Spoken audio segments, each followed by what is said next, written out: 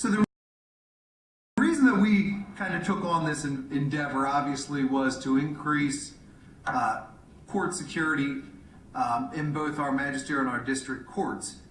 That being said, very quickly we found out that in addition to kind of the safety and security aspect, there was also a lot of efficiencies that were noticed. Number one, if a sheriff's office or a local police department or even our state police doesn't have to do as much transporting, it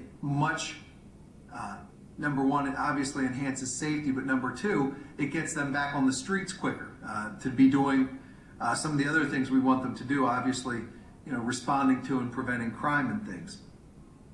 Also, it had allowed us to enabled us to clean up some cases that were out there of individuals that might be incarcerated, whether at a state institution or even at another county jail. So in Pennsylvania, we have 67 counties. They could have been in any one given county on the eastern or the western side of the state, and it allowed us to be able to clean up some of that caseload and things as well. And the big things was there was an immediate cost savings that was noticed. We released a study, a survey, and then kind of put out the results of that study. And we were able to see the results of improving security by reducing the risk of defendant escape or assault on the transport officer, but also the public, as well as what that did for the judges, because sometimes, they weren't in that heightened state of anger or rage when before they were in a secure location where the judge could in fact do that arraignment and things. It also looked at efficiency, but then the dollars that we were saving. Back in 2011, we did it. We found that on average, 15,700 proceedings were being held via video conferencing each month, and we were saving approximately $1.7 million a month for a yearly cost savings, rather, of about $21 million.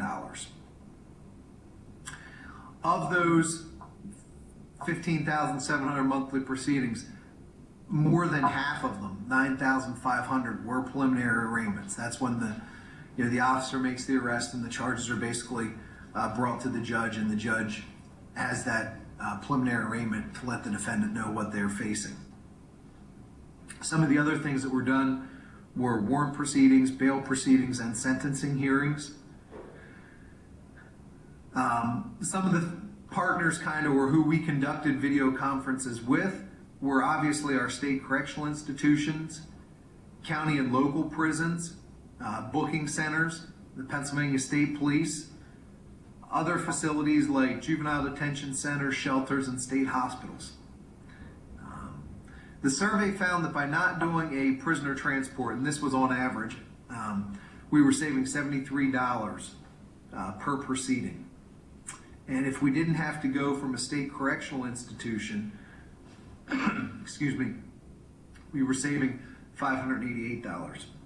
Our then Chief Justice Castile said that technology is changing the way the courts do business, and court officials and judges use video technology when available and appropriate.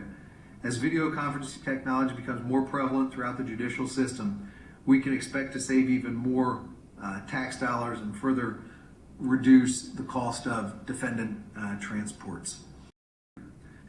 Our video initiative began in 2008 in an effort to improve the overall security of our courts.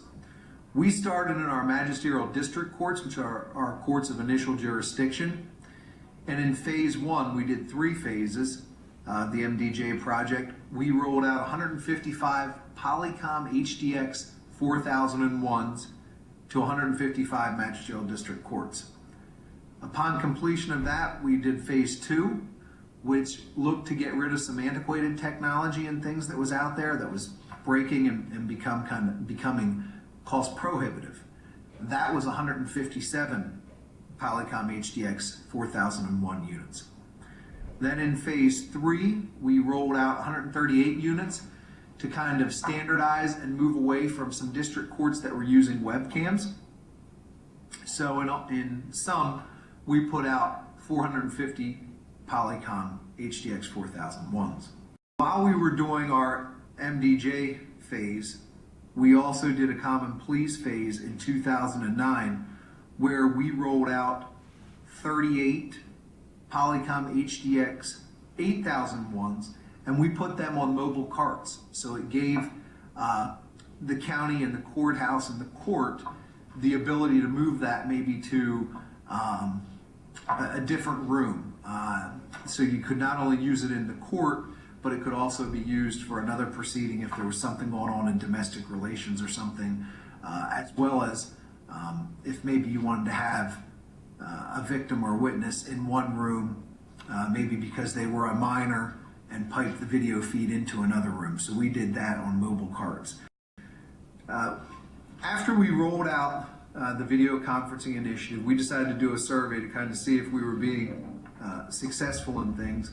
And it was pretty clear with that survey that we were, because on average there was 15,700 proceedings being held via video each month, and we were saving approximately $1.7 million a month. And then that cumulative cost savings we were looking at was $21 million annually.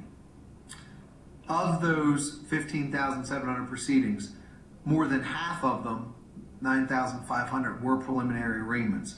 We did find that there was other stuff that was being done with them, but the bulk of the work was on preliminary arraignments. Some of the other stuff that they were doing were warrant proceedings, bail, and sentencing hearings.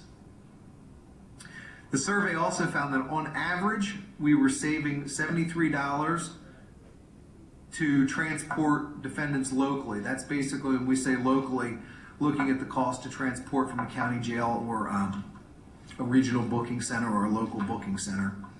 And then the other place that we were seeing a big savings is if we were able to keep from transporting somebody out of a state correctional institution. We were saving roughly $588 a transport. Annually, we were saving $21 million in 2011, and monthly, we had it broken down to $1.7 million. And those are, that is something that's important to note with those savings. Those are local savings. That isn't something like that the AOPC or necessarily the state is seeing, but it's these counties that are seeing it because they don't have to send the sheriff's office out or local law enforcement out and stuff. So they're the ones that are really most directly benefiting from this video conferencing initiative from a cost savings perspective.